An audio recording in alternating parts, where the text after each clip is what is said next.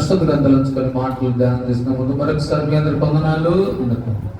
Bible గ్రంథంలోంచి 2వ సమూయేలు గ్రంథం, పరిశుద్ధ గ్రంథంలోంచి 2వ సమూయేలు గ్రంథం 9వ అధ్యాయము 8వ వచనాన్ని 9వ వచనాన్ని చదువుదాం. అతడు నమస్కరించి,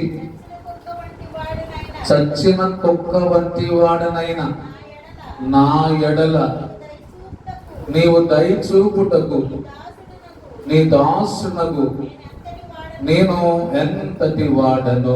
హల్లెలూయా. ప్రియ దేవుని బిడ్డలారా, ఈ రాత్రి చదివిన లేఖన భాగమును మనం ధ్యానం చేస్తే చెప్పాము ఎవరు ఈ వ్యక్తి అంటే మెఫీబోషెత్. ఇతడు ఇజ్రాయెల్ ప్రజలకి మొట్టమొదట రాజు అయిన సౌలుకి మనవడు. అయితే ఇతడు లోదేబారులో మాకీరు ఎంట ఉన్నాడు. లోదేబారు అంటే ఎండిపోయిన స్థితిలో ఉన్నాడు. మాకీరు ఎంట అంటే అమ్మబడిన స్థితిలో ఉన్నాడు. దావీదు తన సేవకులను పంపించాడు. దావీదు అంటే ప్రభువైన యేసుక్రీస్తు వారికి సాదృశ్యం.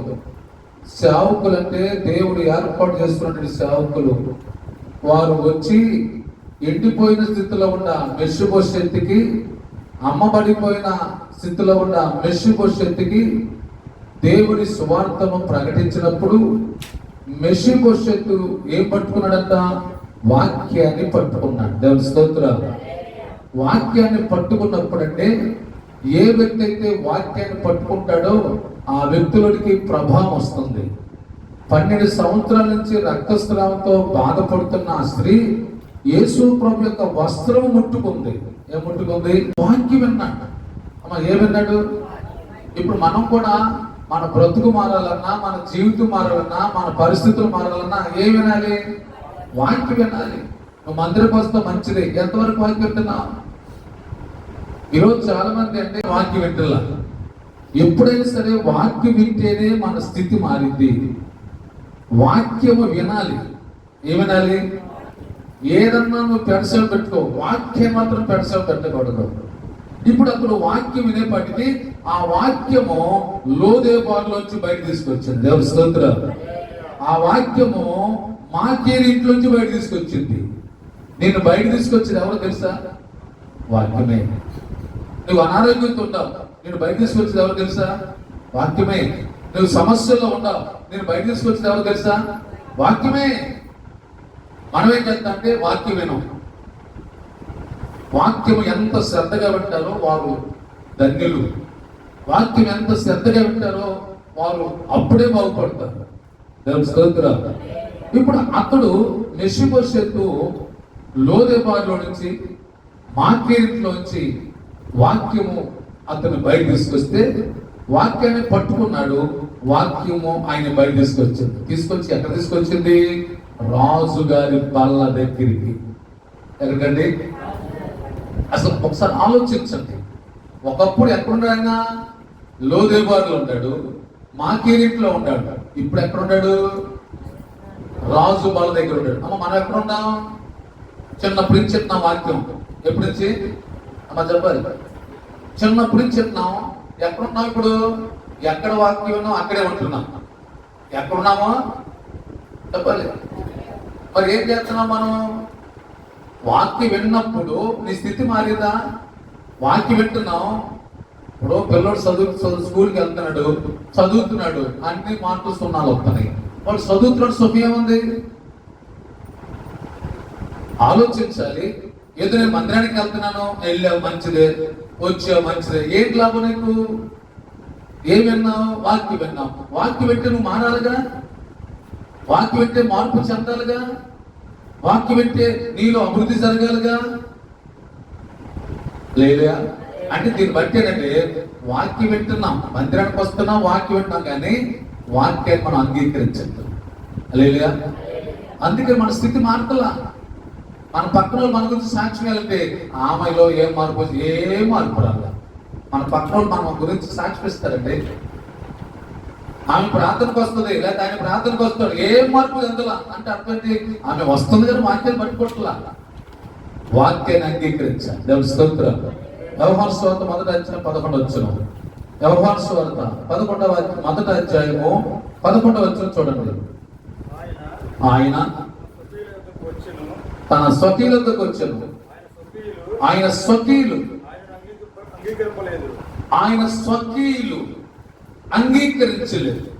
అర్థం చేసుకోండి, యేసు ప్రభు వారు తన స్వకీయులకు వచ్చాడు. అమ్మ ఎవరి దగ్గరికి వచ్చాడు? స్వకీయుల దగ్గరికి వచ్చాడు, కానీ వారు అంగీకరించారు. మనము కూడా ఇక్కడికి వచ్చాం, మనమందరి దగ్గరికి దేవుడు వచ్చాడు. ఆయన నీతో మాట్లాడుతున్నాడు, నాతో మాట్లాడుతున్నాడు. వింటున్నాం, వింటే సరిపోదు, అంగీకరించాలి. అమ్మ ఏం చేయాలి?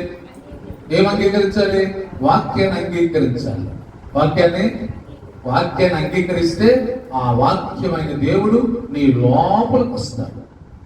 ఒక పిల్లలు ఉంటారు, పిల్లలు స్కూల్లో చదివిన పిల్లలు ఆఫీసులోకి వెళ్ళాలంటే లోపల సార్ ఉంటాడు, లేదా ప్రిన్సిపాల్ ఉంటాడు, ఎవరో ఒకరు ఉంటారు. వాడు బయట అడుగుతాడు, ఐ కమింగ్ సార్ అంటాడు. అంటే మేము లోపల రావచ్చు అని అడుగుతారు. లోపల ఎస్ కమింగ్ అంటాడు. అల్లెలుయా. లోపల ఆయన ఏమనాలి? ఎస్ కమింగ్ అనాలి. మనం ఏం చేస్తున్నాం తెలుసా? యేసుప్రభు బయట ఉంటాడు, అమ్మా లోపల రమ్మంటావా అంటే మనం ఏం చేస్తాం తెలుసా? చూద్దాం. అంగీకరిస్తున్నాం అంటే అంగీకరించట్లా. ఎవరైతే వాక్యాన్ని అంగీకరిస్తారో వారి స్థితి మారుతుంది. వారి ఏం మారుతుంది? స్థితి మారుతుంది. ఇప్పుడు లోదేబారులో ఉన్న మెషిబోషెతు, మాకీరింట్లో ఉన్న మెషిబోషెతు, ఇప్పుడు ఆయన స్థితి మారటానికి గల కారణం ఏంటి? వాక్యం. చాలా మంది అంటారు దేవుడు మనం బాగా దీవించాడండి. మంచిగా దీవించాడా? ఎట్లా దీవించాడు? వాక్యం అంగీకరిస్తే వాక్యం ద్వారా నీకు ఆశీర్వాదం వచ్చిందా? యేసు ప్రభు ద్వారా నీకు ఆశీర్వాదం వచ్చిందా? యేసు ప్రభు లేకుండా ఆశీర్వాదం వచ్చిందా? యేసు ప్రభు లేకుండా వచ్చిందని ఉపయోగం లేదు. నేను ఒకప్పుడు వాక్యం లేదయ్యా, ఒకప్పుడు నా స్థితి హీనంగా ఉండేది, ఒకప్పుడు నా పరిస్థితి చాలా దారుణంగా ఉండేది, కానీ ఈ రోజున నా యేసును బట్టి నా స్థితి మారింది. స్తోత్రం.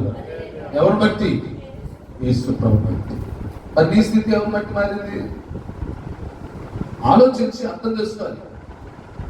మెషిబోషెతు స్థితి మారటానికి గల కారణం వాక్యం. సేవకులు పంపించాడు. దావీదు రాలా. ఎవరు రాలా? దావీదు రాలా. దావీదు ఎవరు సాదృశ్యం? యేసు ప్రభు సాదృశ్యం. సేవకులు పంపించాడు. ఈరోజు మన జీవితాల్లో దేవుడు కూడా తన సేవకులు పంపించాడు. పంపించి ఆయన గురించి ప్రకటిస్తున్నప్పుడు ఆ వాక్యాన్ని అంగీకరిస్తే ఆ వాక్యము మన స్థితి మారుస్తుంది. సాగిలపడి నమస్కరిస్తున్నాడు. అమ్మ ఏమంటున్నాడు? సాగిలపడి నమస్కరిస్తున్నాడు అంటే అర్థం తెలుసండి. ఒక వ్యక్తి వాక్యం అంగీకరిస్తే, ఒక వ్యక్తి వాక్యం అంగీకరిస్తే ఎలాంటి మనసు ఉండదు తెలుసా? అహంకారమైన మనసు ఉండదు, గర్వహృదయం ఉండదు, హెచ్చించిన మనసు ఉండదు. హల్లెలూయా. సాగి ఎవరండి ఆయన? మా తాత రాజా చెప్పట్లా, గొప్పతనం చెప్పట్లా. అక్కడ ఆయన అతనిలోకి వాక్యం వచ్చింది. వాక్యం వచ్చేపాటికి అతను సాగిరి పడ్డాడు. అసలు ఎంత దీనత్వం వచ్చిందంటే, ఈరోజు మనం దేవుడి సరికి వచ్చి వాక్యం వింటున్నా, కానీ దీనత్వం కనపడుతుందా? అసలు కనపడతలేదే. తగ్గింపు కనపడుతుందా? తగ్గింపు కనపడతలేదే. ఈరోజు మనం ఆలోచిస్తే మెషిబోషెతులో మనకి కనపడుతుంది. ఏం కనపడుతుంటే అతను సాగిలి పడిపోయాడంటే, వాళ్ళ దగ్గరికి వచ్చి సాగిలి పడిపోయాడు అంటే అర్థం తెలుసా? అతను ఎంత దీనత్వం కనపడుతుంది. నేను చూసినప్పుడు నీలో ఏం కనిపించాలి తెలుసా? దీనత్వం. ఎప్పుడు కనపడింది? వాక్యం నీలో ఉంటే. వాక్యం ఉన్న వ్యక్తి యొక్క ప్రవర్తన వేరు ఉంటుంది, వాక్యం లేని వ్యక్తి యొక్క ప్రవర్తన వేరు ఉంటుంది. వాక్యం ఉన్న వ్యక్తి అణిగి ఉంటాడు, దీనత్వం కలిగి ఉంటాడు, తగ్గించుకుని ఉంటాడు, ఎంతగా దేవుడు మహిమపరుస్తాడు. వాక్యం లేని వాడు ఎగిరెగిరి పడుతుంటాడు, అహంకారంగా ఉంటాడు, అహంకారంగా మాట్లాడుతుంటాడు, తనకు తాను హెచ్చించుకుంటాడు. ఈరోజు మన దేవుడి సన్నిధిలో మన జీవితాల్లో మన ఆత్మీయ స్థితి ఎలా ఉందండి? నువ్వు ఎంత హై పొజిషన్ సరే వాక్యం నీలో ఉంటే దీనత్వమే కనపడింది. ఏం కనపడిందండి? మరి ఎందుకు కనపడుతుందంటే వాక్యం లేదు. వాక్యం లేకపోవడం వల్ల ఎంతసేపు నేనేంటి తెలుసా, నువ్వేంటి, నీ ఎవరైతే ఏంటి, దేవుడి వాక్కు నీలో ఉంటే నువ్వేమై ఉన్నావో కూడా నీకు మర్చిపోతావు. ఈరోజు మన జీవితంలో ఆత్మీయతలో మనం ఎదగాలి, ఆత్మ సంబంధంగా మనం ఎదగాలి. నేను చూసినప్పుడు ఇంకొకరు చూసి నేను కూడా అలాగా ఉండాలి, నేను కూడా అలా తగ్గించుకుని ఉండాలి. అంటే నీలో ఉన్న దీనత్వం ఇతరులు కనపడాలి, నీలో ఉన్న తగ్గింపు ఇతరులు కనపడాలి. అద్దం దగ్గరికి వెళ్తే అద్దంలో ఏం కనపడుతుంది? మన ముఖం కనపడితే అద్దంలోకి వెళ్తే, అద్దం దగ్గరికి వెళ్ళి మన ముఖం కనపడదు అనుకోండి, ఇంకా అద్దంతో పని మనకి, దాన్ని తీసుకెళ్ళి బయట బాగాలేస్తాం. అలాగే మనగా చూసినప్పుడు మనలో దీనత్వం ఇతరులు కనపడాలి. వాక్యం విన్నాం మంచిదే, వాక్యాన్ని ధ్యానం చేస్తున్నా మంచిదే, నీలో దీనత్వం ఇతరులకు కనపడాలి. నీలో దీనత్వం కనపడదనుకోండి, అప్పుడు నీలో లేదు దీనత్వం లేదు. ఎందుకు లేదు దీనత్వం అంటే వాక్యం లేదు. ఇప్పుడు మెస్సికి వచ్చే దగ్గర చూస్తే మనకి అందరికీ ఏం కనపడుతుంది? అబ్బా ఎంత తగ్గింపు అయ్యా, అతను ఎంత దీనత్వం కనపడుతుంది అయ్యా. మనం మోకరించి ప్రార్థిస్తున్నప్పుడు వా నాలో దీనత్వం కనపడాలయ్యా, నాలో ఏం కనపడాలి? మనం ప్రార్థన చేసుకోవాలండి. నన్ను ఎవరైనా చూస్తే నాలో దీనత్వం కనపడాలయ్యా. ఆ దీనత్వమే అతనికి మార్పు తీసుకొచ్చింది. దేవుని స్తోత్రం. ఆ దీనత్వం లేదనుకోండి, ఎంతకాలం భక్తి చేస్తూ సుఖంగా ఉంది, మనం ఎంతకాలం వాక్యం ఉపయోగం ఏముందండి? మెస్సిపోషేతులో ఎంత దీనత్వం కనపడుతుంది, సాగిరి పడిపోయి వాక్యం విలువ అతనికి అర్థమైంది. ఒక వ్యక్తికి వాక్య విలువ అర్థమైతే, ఒక వ్యక్తికి బంగారం విలువ అర్థమైంది అనుకోండి, దాన్ని ఎక్కడ పెట్టాలి అక్కడే పెడతారు. వంటగదిలో పెడతారంటే బంగారం గోల్డ్ చైన్ తీసుకొచ్చి దాని విలువ తెలిసిన దాన్ని ఎక్కడ పెట్టాలో అక్కడే పెడతారు. వాక్యం విలువ తెలిసిన వాడు దేవుని ఎలా గౌరవించాలో వాళ్ళ దగ్గరే అర్థమైంది. చదివచ్చు చదవం ఒకసారి. అతడు నమస్కరించి సచ్చిన కుక్క వంటి వాడనైనా, ఇక్కడ చూడండి, ఇప్పుడు ఇతడు ఏమని మాట్లాడుతున్నాడు? చచ్చిన కుక్క వంటి వాడనయ్యా. ఏ కుక్క అంటమ్మా? అర్థం చేసుకోవాలి. చచ్చిన కుక్క వంటి వాడనయ్యా. ఈ రోజు నువ్వు ఆ మాట పెట్టి ప్రార్థన చేసే దమ్ముందా? నేను చచ్చిన స్థితిలో ఉన్నా. ఏ స్థితిలో? చచ్చిన స్థితిలో ఉంటేనే ప్రభు వాళ్ళ దగ్గరికి రాగలుగుతావు, ప్రభు మహిమను చూడగలుగుతావు, ప్రభు యొక్క దర్శనాన్ని చూడగలుగుతావు. దేవుని స్తోత్రం. ఈరోజు యేసు ప్రభు కనపడతాడా? అమ్మా, యేసు ప్రభు కనపడతాడా? నీకు ఎప్పుడు కనపడ్డా? ఎందుకు కనపడలా? నీవు చచ్చిన స్థితిలోకి నువ్వు రాలా. హల్లెలూయా. యేసు ప్రభు కనపడ్డాఅంటే కనపడతాడు. మరి ఎప్పుడైనా కనపడ్డాడు అంటే కనపడలా. ఎందుకు కనపడితే ఇంకా నువ్వు ఆత్మీయంగా చచ్చిన స్థితిలో ఉండవు, కానీ శరీర సంబంధంగా నువ్వు చచ్చిన వాడుగా లేవు. మనము మన అపరాధముల చేత చచ్చిన స్థితిలో, స్తోత్రం. అందుకే మనము చచ్చిన స్థితిలో ఉండాలి. అతడు లోదేబారులో వాక్యరీతిలో ఉన్నప్పుడు దేవుని వాక్యము అతని ఎద్దకు వచ్చినప్పుడు అతడు తన పాప స్థితిని ఒప్పుకున్నాడు. ఏ స్థితిని? తన పాప స్థితిని ఒప్పుకున్నాడు. కాబట్టి వాక్యాన్ని పట్టుకున్నాడు. కాబట్టి ఇప్పుడు దేవుని దర్శనాన్ని చూడగలుగుతున్నాడు. డైరెక్ట్ గా దావీదును చూడగలుగుతున్నాడు. దేవుని స్తోత్రం. ఈ రోజు మనలో పాప విషయంలో చచ్చిపోకపోతే, ఏ విషయంలో? పాప విషయంలో చచ్చిపోతా. అమ్మ, నువ్వు పాప విషయంలో చచ్చిపోయాను అన్న వ్యక్తి ఎలా ఉంటాడు తెలుసా? నీ ముఖం మీద ఎవరైనా ఒకరు వచ్చి 2 మాటలు చెడపెడ మాట్లాడేశారు అనుకోండి, అప్పుడు తెలిసింది నువ్వు చచ్చిపోయి బతికావు. హల్లెలూయా. లోపల రగులుతా ఉంటుంది. ఏమవుతుంది? లోపల రగులుతా ఉంటుంది. అర్థం చేసుకుని చచ్చిపోలా. నువ్వు పాపంలో చచ్చిపోలా. చచ్చిపోయిన వ్యక్తి దగ్గరికి వెళ్ళి ఈయన మంచోడు కాదని అన్నావు అనుకోండి, ఎవరి దగ్గరికి వెళ్ళి? అమ్మ చెప్పండి. చచ్చిపోయి పెట్లో పెట్టారు ఒక ఆయన్ని, చచ్చిపోయి పెట్లో పెట్టి అక్కడికి వెళ్ళారు. అక్కడికి వెళ్ళిన తర్వాత ఈయన అసలు మంచోడే కాదన్నారు అనుకోండి, నీ ఎక్కడ ఉంటాడా? అమ్మ చెప్పాలి. చూడ పాపం రాదు ఆయనకి. అమ్మ చెప్పండి. ఏది రాదు? మనకు కూడా రాదు కదా. ఇప్పుడు మన పక్కన వాళ్ళే నాకు ఏదో ఒక మాట అన్నారు, నువ్వు అసలు నేరమే చేయలా, అయినా సరే వాళ్ళకి తెలియక నేను ఒక మాట అన్నారు. మనకి వాపే అట్లా నిజం కదా మనకి. హల్లెలూయా. నీలో కోపం వస్తుంది కాబట్టి, ఆవేశం వస్తుంది కాబట్టి నువ్వు చచ్చిన స్థితిలో లేవు. ప్రభు బల్ల దగ్గరికి రాలేకపోతున్నావు. ప్రభు బల్ల దగ్గర దావీదని యేసు ప్రభుని ముఖాముఖిగా చూడలేకపోతున్నావు. స్తోత్రా. ఎన్నో సంవత్సరాలు ప్రభు అవుతున్నాడు కానీ ప్రభు కనపడ్డా నీకు? ప్రభుని చూసావా? ఆయన స్వరం విన్నామంటే ఏమో యేసులో ఫోటో చూద్దాం తెలుసు కానీ యేసు ప్రభు డైరెక్ట్గా చూడరా. ఆయన అందరికి కనపడ్డండి. పాపములో చచ్చిపోయిన వారికి మాత్రమే కనపడతాడు, పరిశుద్ధులకి కనపడతాడు, నీతిమంతులకి కనపడతాడు. తెలుస్తుందిరా. ఈరోజు మనం ఆలోచించాలి. మెషిబోషెత్ అన్నాడు, నేను పాపంలో చచ్చిపోయాను, పాపంలో చచ్చిపోయాను కాబట్టి ఇప్పుడు ఎక్కడికి వచ్చాడు తెలుసా? ప్రభు సముఖములకు వచ్చాడు. ఎక్కడికి వచ్చాడంట? ప్రభు సముఖములు బల్ల దగ్గరికి వచ్చాడు.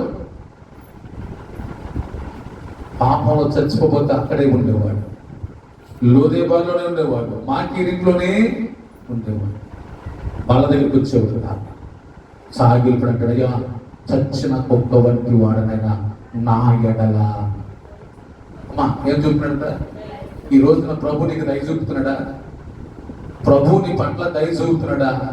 ఎందుకు చూపట్లేదయ్యా? ఆయన దయలేనాడా? ఆయన జాలేనాడా? అంటే మనం ఎప్పుడైతే చచ్చిన స్థితిలో ఉంటామో అప్పుడు నీ మీద దయ చూపుతాడు. ఇప్పుడు మనకి ఎవరి దయ కావాలి? దేవుడి దయ కావాలి. దేవుడి దయ కావాలంటే మనం ఎలా ఉండాలి అని చెబుతున్నాడు. ఆయన నీ మీద కనికరం చూపించాలి, ఆయన నీ మీద జాలి చూపించాలి. ఎప్పుడు చూపిస్తాడంటే నువ్వు ఆత్మీయంగా బ్రతకాలి. శరీర విషయంలో చచ్చిన వాడిగా ఉంటేనే రోషం ఉండకూడదు, పౌరుషం ఉండకూడదు, కోపం ఉండకూడదు, ఆవేశం ఉండకూడదు, తొందరపాటు ఉండకూడదు. ఇవన్నీ కనుక ఉంటే మనం చచ్చిన వారు కాదు. వాళ్ళు ఎవరు కదిలించిన ఆవేశమే అక్కడ ఒరిగిపోతారు, ఊగిపోతారు. అందుకే నువ్వు ప్రభు దర్శనం చూడలేకపోతున్నావు. అందుకే ప్రభు నీ మీద దయ చూపలేకపోతున్నాడు. బైబిల్ అందులో మీకు కొంచెం అర్థవాలంటే లోకాసు వార్త 15వ అధ్యాయం 24 వచ్చిన చదవండి. లోకాసు వార్త 15వ అధ్యాయము 24 వచ్చిన.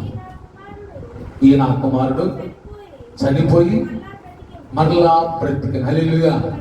చనిపోయినప్పుడు పందుల తోటి దగ్గర ఉంటాడు. అమ్మా, పాపంలో చచ్చిపోకుండా ఉన్నప్పుడు అతను ఎక్కడున్నాడు? పందుల తొట్టి దగ్గర పందులతో సహవాసం చేస్తున్నాడు. అమ్మ, ఎవరితో సహవాసం చెప్పాలి? పందులంటే ఎవరు తెలుసు? అపవిత్రులు. అమ్మ, ఎవరు? ఈ లోకంలో ఎవరైనా అపవిత్రులుగా ఉంటే, అపవిత్రులతో సహవాసం చేస్తే ఎవరితో సహవాసం చేసినట్టు? పందులతో సహవాసం చేసినట్టు. మనం స్నేహం చేసేటప్పుడు, మనం సహవాసం చేసేటప్పుడు అందరితో చేయకూడదు. స్తోత్రం. వాటిని రోజు బిర్యానీ పెట్టి పెట్టచ్చు. బిర్యానీ పెట్టి అని చెప్పి వాళ్ళతో స్నేహం చేయకూడదు. పరిశుద్ధులు ఎవరు అని చెప్పి పరిశుద్ధులు ఎన్నుకొని పరిశుద్ధులతోనే సహవాసం చేయాలి.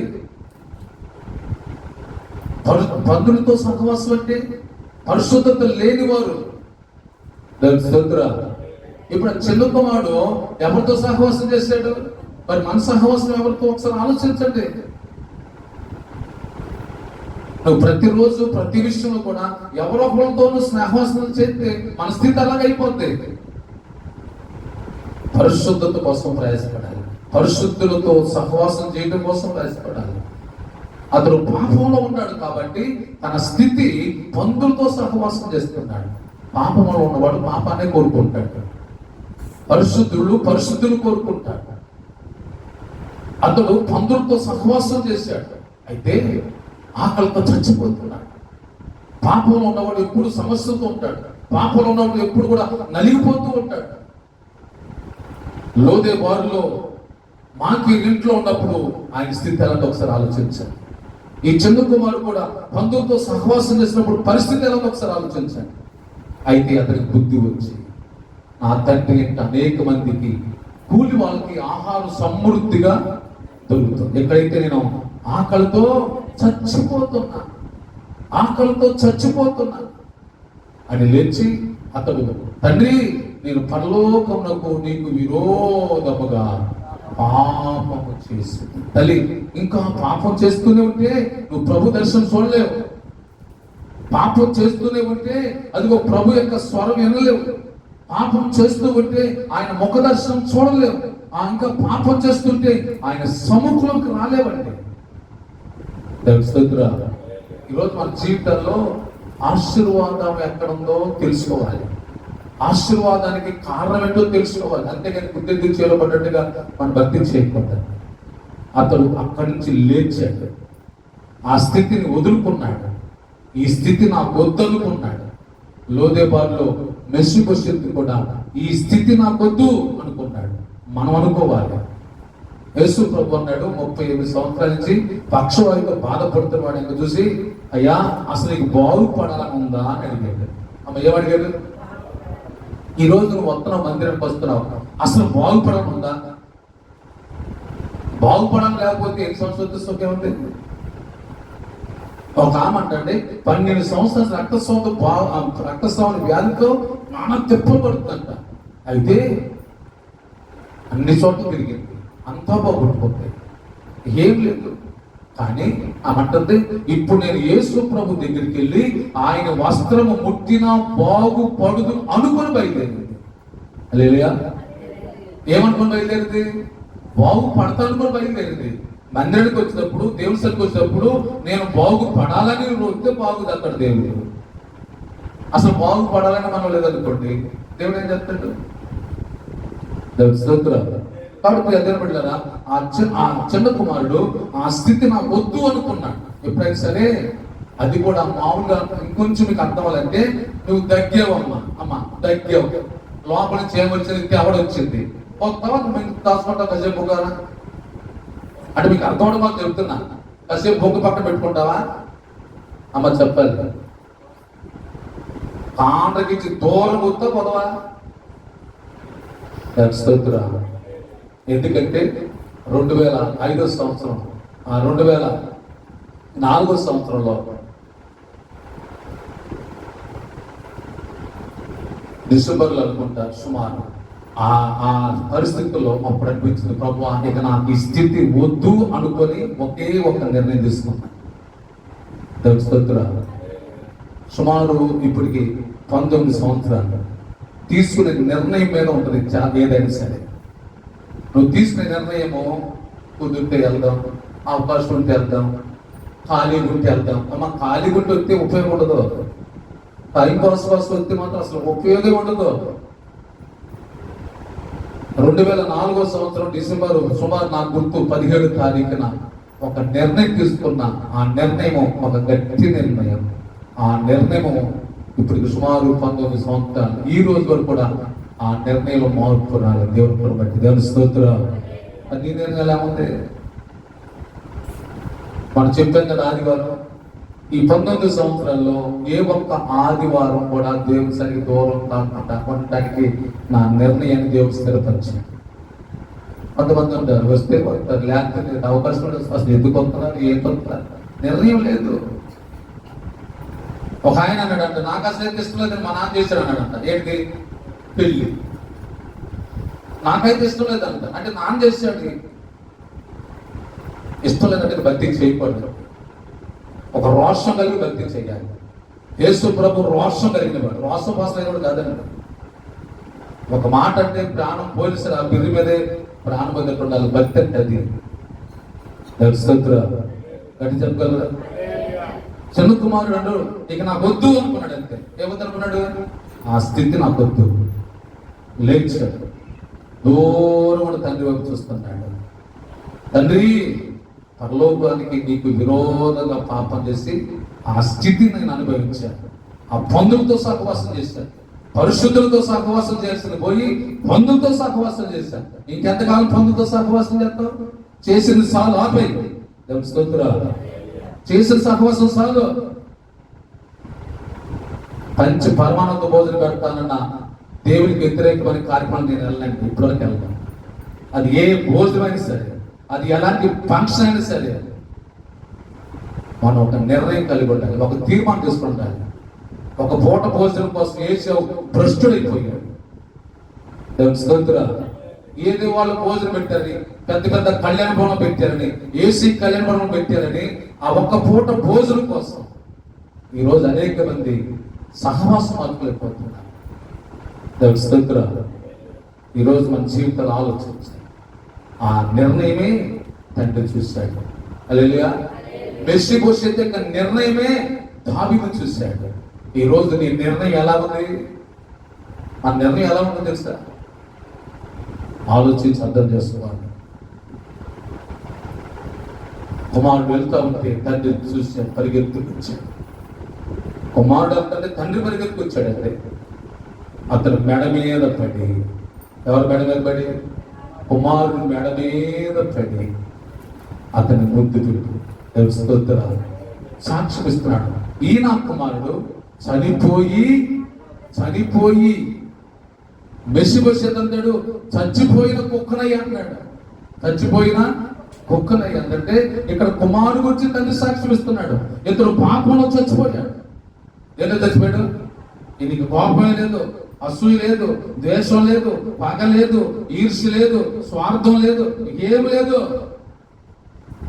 భక్తి అంటే స్తోత్రాలు. ఈరోజు మన భక్తి ఎలా ఒకసారి ఆలోచించాలి. కేజీలు ఉన్నది ఏంటిది? స్వార్థం, అసూయ, పగ, ఈర్ష్య. నువ్వు ప్రభువుని చూడలేవండి. ఈరోజు మనం ఆలోచించాలి.